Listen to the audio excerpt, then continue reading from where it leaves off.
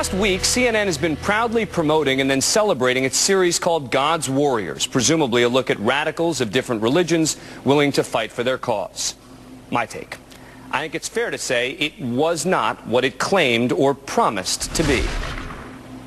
So we're not here lobbying for or advocating for or drawing conclusions, either political, religious, or ideological. Oh, yes, they did. CNN should have called it what it was, a defense of Islamic fundamentalism and the worst type of moral relativism. For each of 3 nights, CNN devoted 2 hours to the, quote, warriors of each religion, Jewish, Christian, and Muslim. But rather than distinguish between Islamic terrorists who utilize fierce violence to achieve warped goals and the merely fiercely religious, or even just those who fiercely believe in the State of Israel, Christiane Amanpour avoided getting bogged down in objectivity. Christians and Jews, for example, who support Israel's strategy for self-defense, are just as much God's warriors, according to Amanpour, as the Islamic radicals who blow themselves and others up in an effort to destroy the world as we know it. A handful of the most radical of the Jews and Christians, who can almost all be identified by name, are highlighted. The violent Islamic fundamentalists are, quote, understood, with no comparable effort to understand the evangelical Christians or Israelis. Amanpour even offers an explanation for the angry radical Islamists. She blames the warrior Jews. Joining me now, Steve Emerson, terrorism analyst, Asma Hassan, author of the book Why I Am a Muslim, and Reverend Welton Gaddy, president of the Interfaith Alliance, host of the Air America radio show State of Belief, and a Baptist pastor. Thanks a lot to all of you for coming on the program. Appreciate it. All right, before we talk about some of this other stuff, Asma, what do you think of the comments that I just made? Well, Dan, obviously I disagree with you. I don't think it was a defense piece on Islam masquerading as something else. I think it was a fair and objective piece, and actually, to be honest with you, I think Christiane was more than fair to the Christian groups. There was no discussion of the over 400 militia groups, Christian militia groups, that are responsible for Oklahoma City type bombing things. There's really little discussion of the abortion clinic bombings.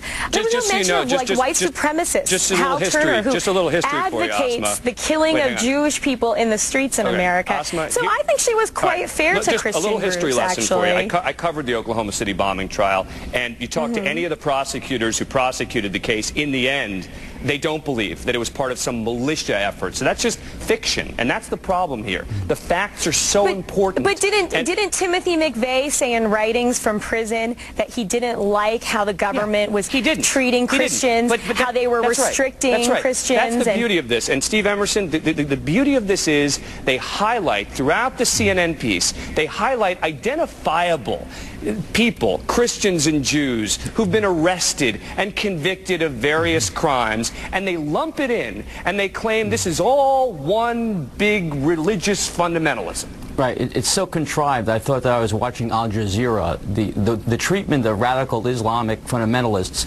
were given kid-glove treatment. They explained the Muslim Brotherhood as a peaceful movement. They explained jihad as a peaceful internal struggle. I mean, this was inverting reality on its head.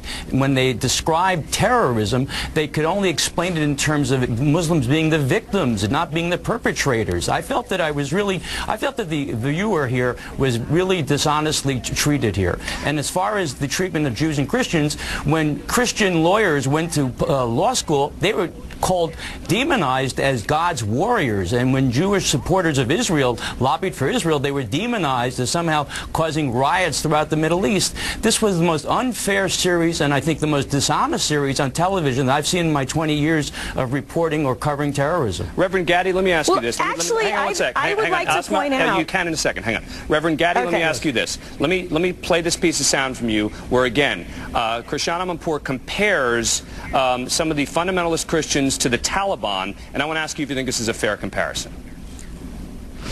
On campus, students must follow a strict set of rules. When I, read that women have to wear skirts of a certain length and guys aren't allowed to, go on the internet unsupervised, I think, totalitarian regimes. No, it's about learning to have disciplines that communicate purity. The skirt's length are to keep guys from, any man on the planet could be distracted, and we don't want to unintentionally create distraction. But Ron, that's what the Taliban said. They kept women in their house because men couldn't be trusted around them. Fair comparison, Reverend Gaddy, between a dress code and the Taliban? Dan, I don't think so. I saw this whole thing, including the title, about God's warriors, and it makes me just think that religion has gotten all dirty, because there's no distinction made between fundamentalists, who are sincere people using religion to try and control government and people's lives. That's very different from Islamic fundamentalists who use the words of religion but who have nothing to do with religion in their ideology and in their tactics. And they back it up. Again, we're not just talking about individuals who we can name, but there is a large and significant movement of fundamentalist Islam, which I think ends up being minimized by equating this all. I'm sorry, Asma, I interrupted you before. Well, I would just like to point out that in Christian's piece on the Christian warriors, there was a Christian undergraduate student named Mandy who herself said that she is a warrior for God, that she is God's warrior. It was also a Christian pastor who said that this is like the Taliban, the conservative Christian movement. Now, if you go to the people in Afghanistan, the people in Pakistan, and I should know this because I am 50% Pashtun, which is the tribe that the Taliban is from, I did not grow up with the word jihad. Jihad is not a common word in Pakistan or Afghanistan. Maybe today it is because the CIA put it there because we wanted to fight the Russians. We motivated the Taliban to do that. Now, granted, I agree with the Reverend. Let's get back to CNN. Yeah, let's get back to the CNN piece, though. Well, Dan, okay, well, let me tell you about the CNN piece. What they were doing is taking 3 religious groups, the monotheistic faith, all descendants of Abraham. So it wasn't Christian that connected them. It was Abraham that connects all of us. I'm sorry. And Muslims, I apologize. Christians, and Jews. I should apologize. And I blamed Christian. Dan, I'm not I finished. should be blaming Abraham instead. Sorry, I'm not my finished bad. with my point. Within these 3 groups, there are people that say that they speak for God, that God's law they are going to enforce. The settlements in Israel that Christian was talking about, whether you agree with Israel or not, those settlements have been found by international law to be illegal. But that's fine. Look, that's fine. They are supporting illegal activity. Look, I'm not going to have debates about the settlements here. I'm debating the bias, the overt bias of this CNN series. I'm going to play. You're talking about objectivity, and you're saying I don't want to debate the settlements? No, I'm admitting it's in my You're saying don't confuse me with objective facts. Yeah, Let me just we're going to sit here and debate. You want to debate each and every settlement. You want to debate whether the Palestinians were offered 97% versus 95%. This is not the time for it. Christian is and presenting Christian didn't deal with it either. People that Steve think Emerson, that I want to play you this piece of sound. It's a final one. This is number 7 that I'm going to play. And this is, again, suggesting, let's listen and then we'll talk about it. Across Europe, Islam is the fastest growing religion, the number of Muslims tripling in the last 30 years. This increased Muslim presence and violence like the Van Gogh murder play into the hands of right-wing politicians like Geert Wilders, a member of the Dutch parliament.